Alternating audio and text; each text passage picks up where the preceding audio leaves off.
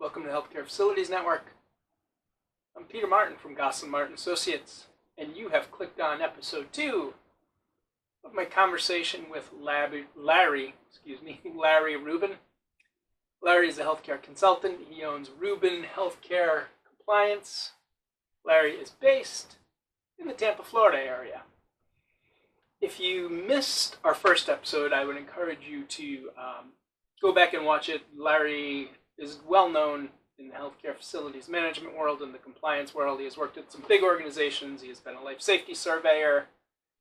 He's now out on his own in a consulting capacity where he does life safety, environment, and care surveys. He helps hospitals prepare for their Joint Commission survey.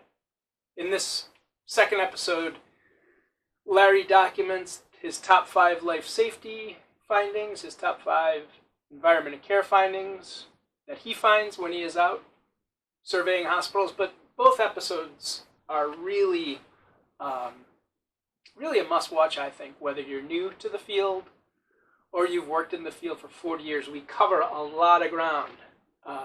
This is not just a compliance episode. We talk about employee shortages, we talk about soft skills, we talk about technical skills. One other thing to mention, and we talk about it more in episode 1, so again, if you haven't seen it, I'd encourage you to. One of the things we do here at the Healthcare Facilities Network is we produce a show called Career Ladders. The 3rd episode of Career Ladders will come out in December. But what Career Ladders does is it takes 10 random resumes that we have in our resume database, and it looks at the career path that the person took to get into healthcare facilities management.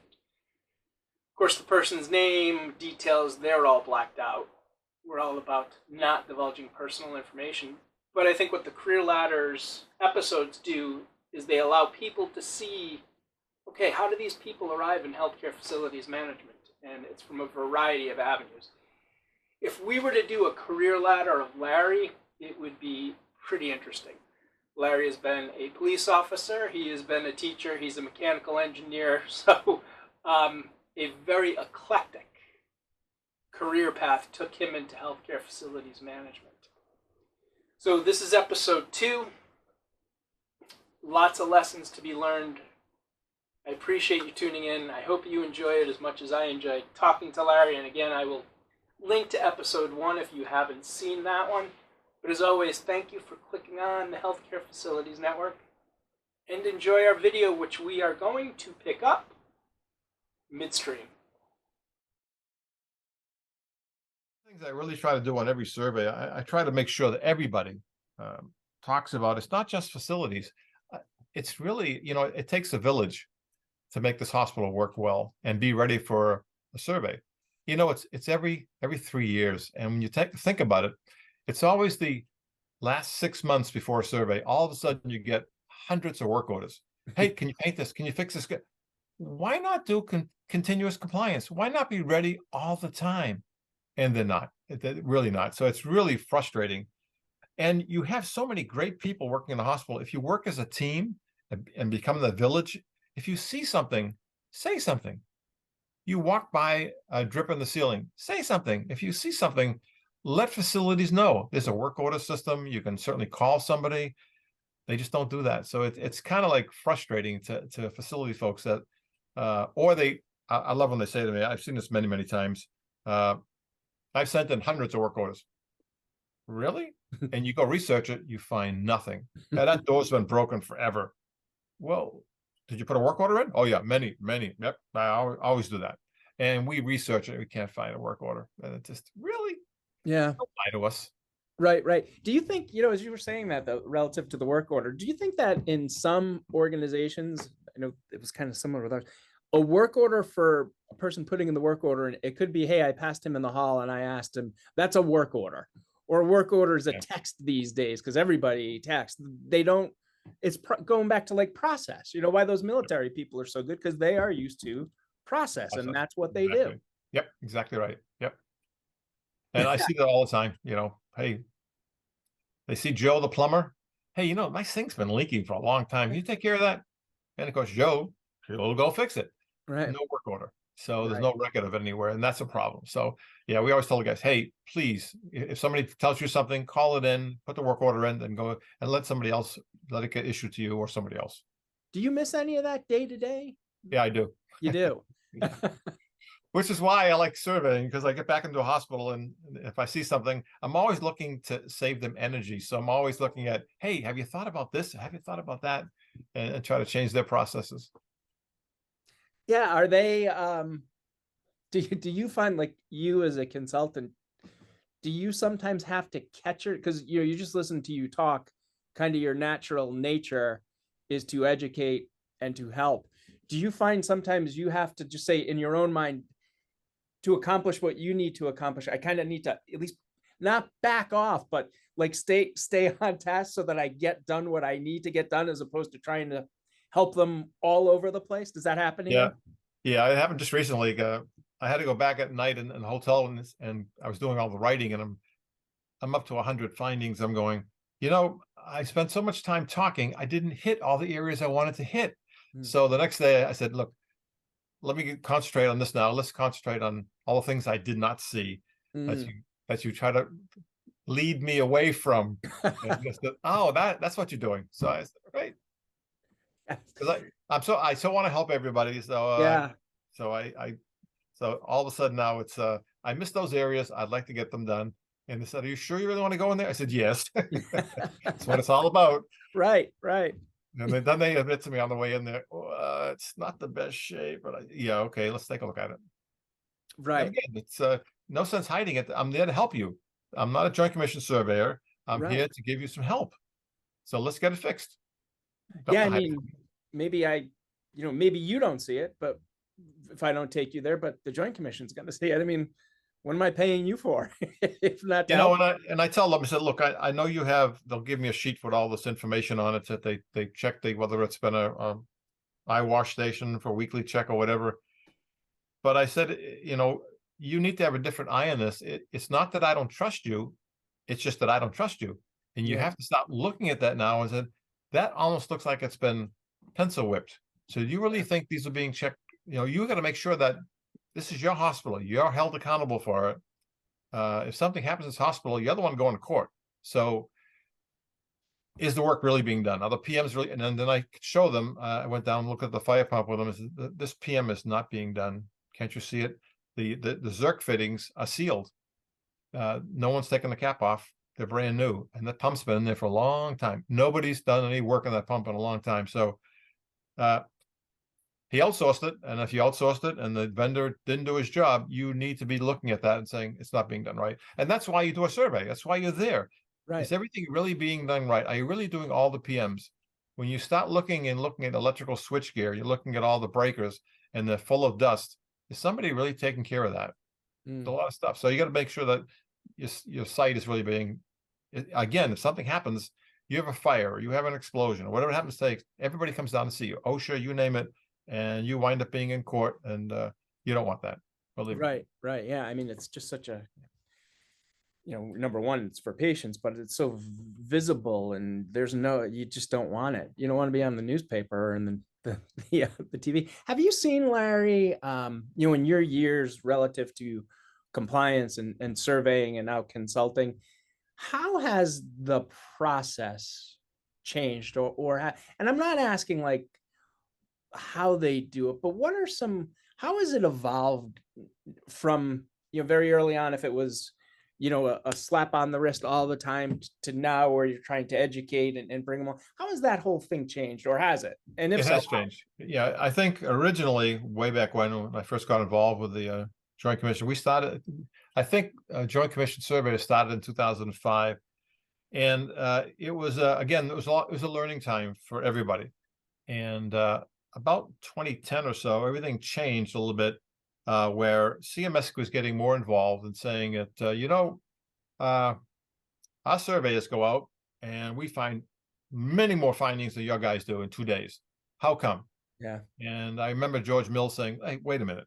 You have 5 surveyors going out for a week. Of course they're going to find more than you're only there it's one guy for 2 days, actually a day and a half. he's not going to find up all the stuff that you find. So a lot of pressure on 2012, 2013, 2014. We were always getting a lot of pressure. Hey, you got to find more. You got to find more. You know, you got to. So that's where it really changed, and it became less teaching and more trying to find things wrong.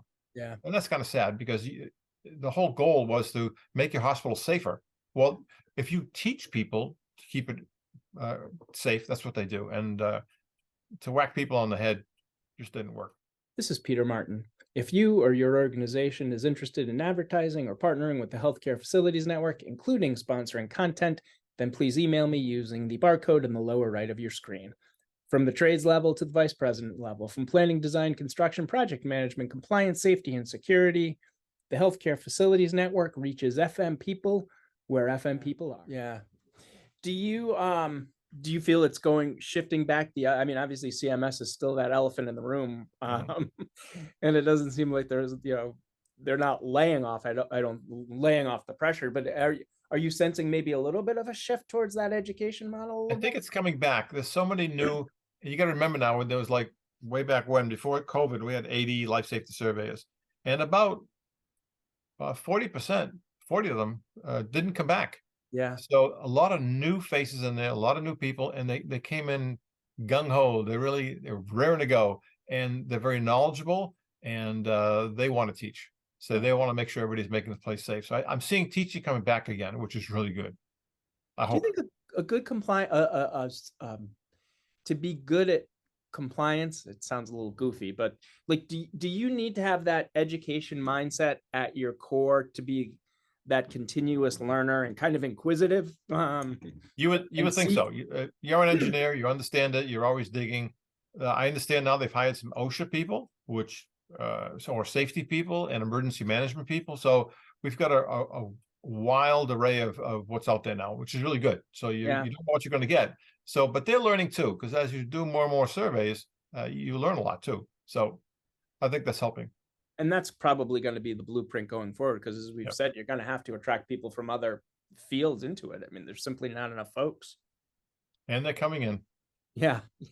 So I kind of took you off track a little bit when you were talking about some of the negative findings or the bad things you've seen. Did I interrupt your list at all? Well, let's go for the top 5 of life safety and the top 5 of EC. And these are my things. These are not in the past. In 2023, I did 18 or 19 hospitals. And when I surveyed them, these are the ones that I found as being top. And as we're finding the findings, I'm always going to the staff I'm always surrounded by people that have usually quality, safety, and of course the manager or the director of facilities with me. And I'm always saying, this is something that really the Environmental Care Committee, or you do more rounding, or you do more traces, but it's got to be not just facilities finding and doing this stuff, but everybody. It's a team effort. So I always take the opportunity. So I'm going to do that as I look at the top 5 life safety findings I found. We try to share them. So, and I've done this in a couple of presentations to hospitals. Our number 1 was life safety 2135 EP4, the wires on sprinkler pipes. Man, that is, and we have spent a fortune to put these wire racks in the ceiling during construction, so that when you run the wires, put it in the wire rack. That's not where they're going, unfortunately. And we get tons of pictures out there that the Blue Wire, the famous IT group, just puts wires on the pipe. We saw one as almost like a barber pole, wrapped it all around the sprinkler pipe for quite some distances. You got to be kidding me. Yeah. How would you do that? So, and nothing can be touching a sprinkler pipe. We had a conduit that was really onto the pipe, and you got to move the conduit. It's sitting on the pipe. It's pretty heavy, so you got to be kind of careful. So those are the things that that's where the work permit process really comes in handy. Hey, let's take a look at IT's running some wires. Where did they put them? Yeah. That vendor ran a piece of conduit. Where did they write it right? Is it correct? Are you finding that in newer construction as well, or just in the older buildings? Older, yeah, the older. No one gets it. That's well, good. because they're new. Exactly. Let some time go by. Right, Change. exactly.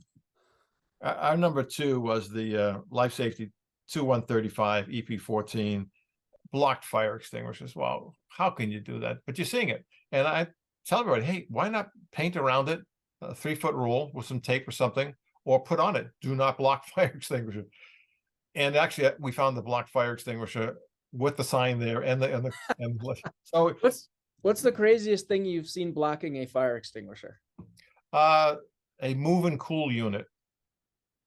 Really? And that was the HVAC department did that. Really? They know better. They really should know better, but they didn't.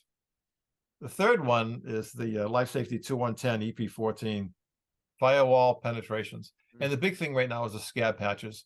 And the scab patches over years they're everywhere, man. There's a lot of them.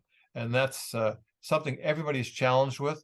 And obviously, your group can't find you because they have to go above the ceiling, but that's where the issue is. And that's where that work permit process again, hey, there shouldn't be any patches used at all. Do it right. Run the wire or pipe correctly, and you won't have that problem. So that's been a big deal. And again, train your staff on the UL assembly, how it's done, why it's done, and they can then notify you that, hey, that company that was just there used a scab patch. They shouldn't have done it. No, that's not allowed. And that's been allowed for a long time. So there's a lot of hospitals, a lot of scab patches. Big job. Do you find, and I think this is human nature, like when you go into a hospital, if you don't see penetration, so if you see that they're doing a good job controlling, as a surveyor, do you naturally start to, you're not letting them off the hook, but are you, it's kind of like we talk, if you're treated well, you want to treat other people well. Does it build upon itself if you're seeing all these penetrations and then you just become, you're going down a route where it's not going to end well? Does that happen? Yep. I just did a VA hospital that I couldn't find a penetration, a problem. Wow. I'm up on the top floor. I'm going next floor. And I'm going, after 5 or 6 floors, I'm going, wow, you guys, you have your act together here. Really nice job. Well done. I'm not finding any, which is so unusual. The smoke barriers were correct. The fire situation, everything was well done. So I'm going, I'm stopping. Yeah. However, on the other side, if I start seeing floor 10, 9, 8, I'm getting a lot of penetrations. I stop after 3 or 4 floors. This is widespread. You have a problem. Yeah, you're just going to, you extrapolate. I mean, if it's that way on 3 floors, what's going to be different? Oh, beneath? And I could tell that with this hospital, this VA hospital, they had the stickers there. So I knew that they had dated everything. So this was a done deal. I wasn't finding any. It was kind of frustrating to me because I could find them, but they were good. And when I see that, like they'll send a person up, he'll look first. And I said, nope, can't find any. And I go, yeah, it's not that I don't trust you, but I don't trust you. I'm going up. And I said, you did a good job. There were none. And I checked for wires on pipes. I looked for open junction boxes. I wasn't finding anything. I said, you're frustrating me here. We got to find something. But that's what you have to have some fun. And that's part of the humor. That's part of it. But they're great. And they all enjoy doing it. So it was a good time. Yeah. But that was kind of we usually find a lot of scab patches. To find none this time was interesting. But that's good. It's a good sign. The fourth top life safety thing that I found was the Life Safety 2110 EP11. And that's what I talked about before, our wedges. Wedges, we have latches that don't work on doors. I always like to press against a patient room door. And if it goes open, I go, let me try that again. Close it. It doesn't hold. The latch. There's a lot of latches that fail and just nobody checks them. And for the first time, I'm noticing in a lot of hospitals, they have those kick downs. Remember the kick down thing you see at the bottom of it kicks down and locks that door in place? Yep. And a lot of hospitals say, look, I've had that kick down there for 20 years. No one's ever said a word before. Well, they're not allowed in hospital. Yeah. Really? No one else caught it. You got lucky. Right. You just never know. The fifth thing that was kind of fun is the last thing is really for life safety. 2135 EP5, very common, missing escutcheons.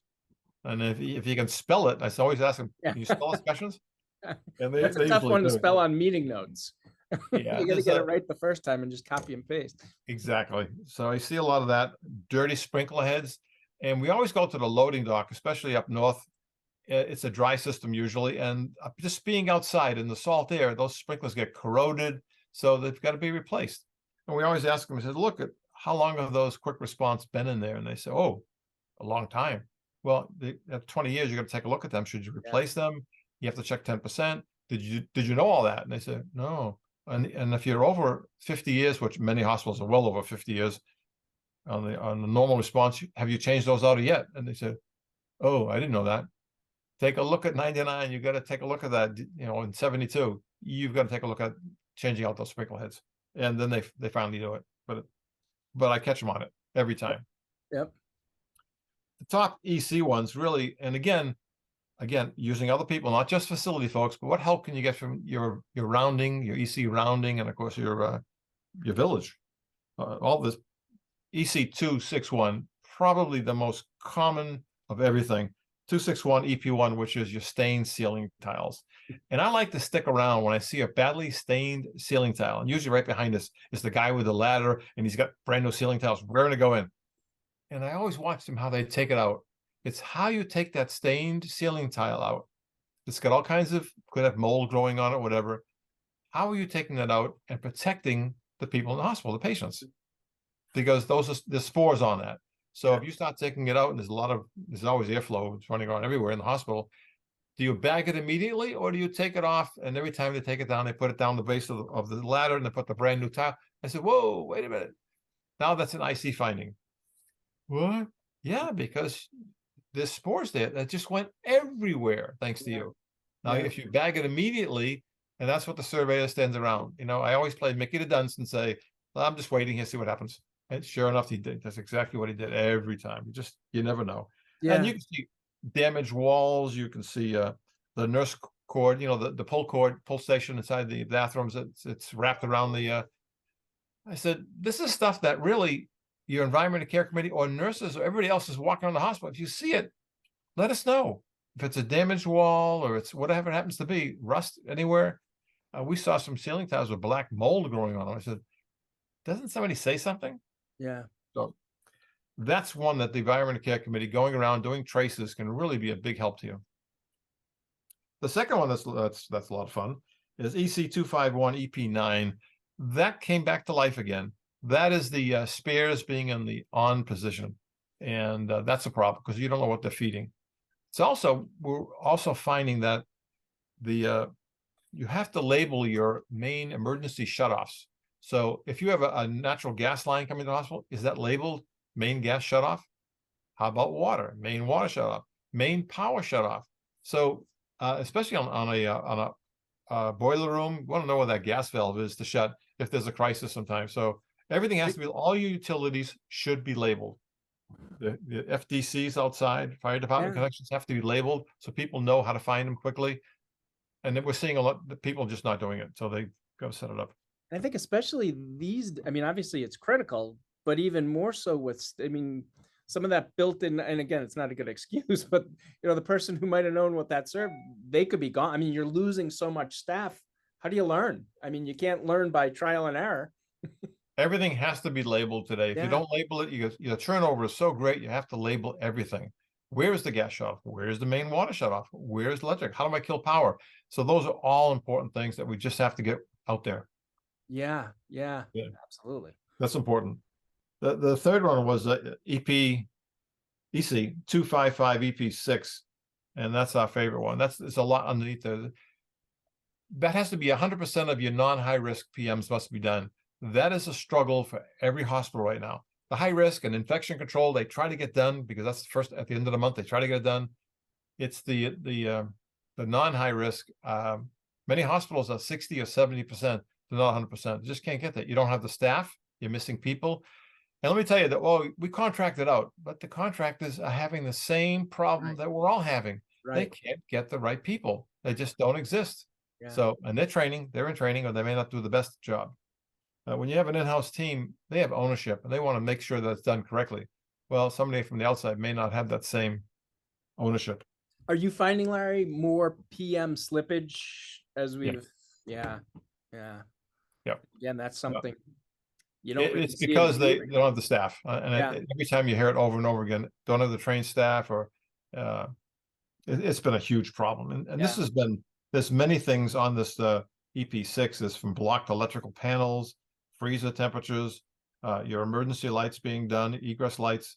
It's a lot of things that you have to keep doing all the time, and you may not have the staff for it. And that's what hurts everybody. So it is a common finding.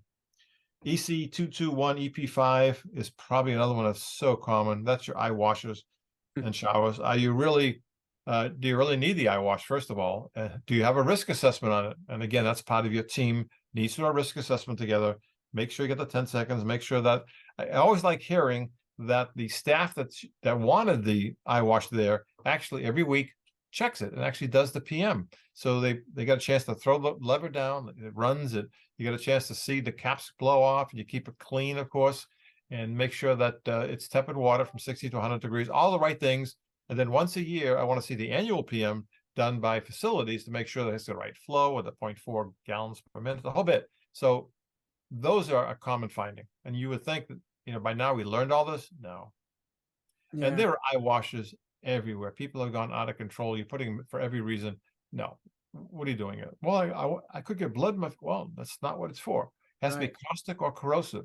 So it's the risk assessment. And yes, you can have it if the risk assessment and you all agree. And usually I use the EC committee because it's a multidisciplinary group that it's in the room, says, yes, they do need it, or they don't need it. So don't waste the money. So a lot of time and effort and maintenance. And the last one that's kind of that I've seen a lot of is EC 259 EP12, the O2 cylinders. It's not just the commingling and the unsecured. They got to make sure that if you have them outside, they got to be on. You don't want them sitting on the ground. You don't want them rusting away. You want to make sure everything is done correctly. And boy, we see a lot of. I've seen O2 cylinders on heaters in the room. I've seen them on stretchers on the top, on beds. You see holding open doors. Really? Oh yeah, you see the craziest thing is it Couldn't find a wedge. That's a wedge. But those are really the top 10 that I see the most out there, and I think that's something that again, people could help you with that. If they see something like that, call. If you see somebody putting a bottle on top of a stretcher, shouldn't you say something to somebody and say, "Gee, can I help you? Yeah. Can I move it down to something?" And the bottom of a stretcher, it's got an actual holder for the O2 cylinder. So it's an E-cylinder. Put it on the holder. Nope. Have you found a full cylinder holding a door open? Yes. Really? More than once. Wow. Yep. Wow. Damn. So you would be surprised. Some of the stuff you almost say to yourself, I can't make this up. And the people that are with me are taking pictures. And I said, gee, can I get a copy of that picture? That's really good. Because you don't always see that. It's craziness. But people are in a rush, and you have so many, and the clinical staff has changed a lot. They're constantly leaving and coming back, or we lost a lot after COVID. Yeah. So you have a lot of new people, and they're all learning. So mistakes get made. Yeah. And it sounds, as you just listen to you talking, I'm sure you think this is your, as you're out there, it's not like you can't solve for one issue. It's multiple issues that all play a role in this, right? Everything from education to turnover to time. And it's a tough one. And it's not just these findings. It's so much else that's going on. It's workplace violence. It's the active shooter and all that training. There's so many things going on in a hospital at all times and now you've got all the world situations that are going on that has people upset. So you got so much going on. Times are crazy. And the hospital really it's the epicenter of the community, because everything that happens in society, if it's a negative, it's going through that hospital. Exactly right. Yeah. Do you find, Larry, and last question, and Larry, how would, if somebody wanted, I know you have a great presence on LinkedIn, but if somebody wanted to reach out to you, LinkedIn the best way to do it? Yeah, my email's there. It's lfrubin@hotmail.com. You can always get a hold of me that way, but it's on there. And if I can help somebody, it's what it's all about. It's what's name of the game here. Yeah. When you're not, when do you sleep? But last question, and you touched on it a bit. We had done a survey. We do one every fall, just healthcare facilities management survey, and it's among our network. But one of the comments that I read was, and I'm interested in your opinion on it, is that there is so much on our plates now. It's really difficult. They're worried about compliance specifically, and they've mentioned compliance specifically, that there's so much relative to sustainability, active shooter, everything you've just talked about. Do you worry about that too, that there's so much on the plates of these folks that it's becoming even more, I'm just going to use the word burdensome, but even more difficult to stay on top of things? I'm seeing burnout. Yeah. I did a survey not too long ago with a facility manager who is really, I could tell this guy's going to burn out. He's so good. He's really, it's a 24/7 job. So what it means is you get calls 1, 2 o'clock or 3 o'clock in the morning. I've got many of them. My wife always used to kid me. How do you go back to sleep after that? She hears me at 1 o'clock in the morning. Yeah, make sure you turn this thing on, turn that on, do this, do that, and they go back to bed. How do you do that? It's years of doing it. It's so, but you got to be careful. Don't burn yourself out because there's so much going on. You can't do it all. You need help, and trying to find the right people, hire them for a while, hire a consultant for a while to help you. And then you got to convince leadership, you need somebody here. I can save this money from the consultant by hiring somebody in-house. Does that make sense? And most of the time it actually works. I've done that a lot. Yeah. It's a tough job. This is not an easy job. There's a lot on your plate. And if you make a mistake, I mean, you can get fired. Right. So you gotta be careful. Right. Yeah. And you could potentially cost somebody their life even more. Exactly right. Drastically. So Larry, anything else we didn't? This has been a fantastic session. Anything, I know you had taken some items that you wanted to get. Anything we didn't touch on that you want to close with? I think you hit them all. And I can remember the pressure on even the facility directors that I had a nurse manager come down to me way back when I was in Boston saying that you just killed this patient. And I mean, that really puts a lot on you, but that's our job, is to keep people safe. This was a BMT patient. The ceiling got wet from a leak. And obviously this is a BMT, bone marrow transplant patient. That's very sensitive to that. So that really makes you really do your job. And to me, in my brain, it's always been the patient's the number one. That's what that's why we're there. So are we really keeping everybody safe? So when I do a survey, if I don't feel comfortable, I will tell the manager or director, look, I'm not feeling comfortable. Your patients are not safe here. Are you doing all the right things? What can I do to help you? That's kind of the biggest thing. That's what it's all about. That's what every manager has to deal with all the time. Yeah. Do you ever get have you ever said that to a manager, and have you ever received a reply that kind of floored you or made you take a step back and think, oh boy, has that ever happened to you? No, not really. No, I've been pretty lucky. I think I was really floored when this nurse manager said that to me. And I think that really changed my focus a lot. And that was like in 1990. And I think I remember that so well, that it always keeps me focused that I will never let that ever happen again. Yeah. Wow. Well, Larry Rubin, thank you for your time today. I really my pleasure. I appreciate it. Okay. Thank you so much. Yeah, no, this was this was great. What a remarkable career, and it's still going. It still is. I'm not going to give up. I love it. Peter Martin for the Healthcare Facilities Network. Thank you for tuning in. And Larry, that was fantastic. Thank you so much. Thank you. You take care. Have a great day. You too. Thank you for watching this episode of the Healthcare Facilities Network.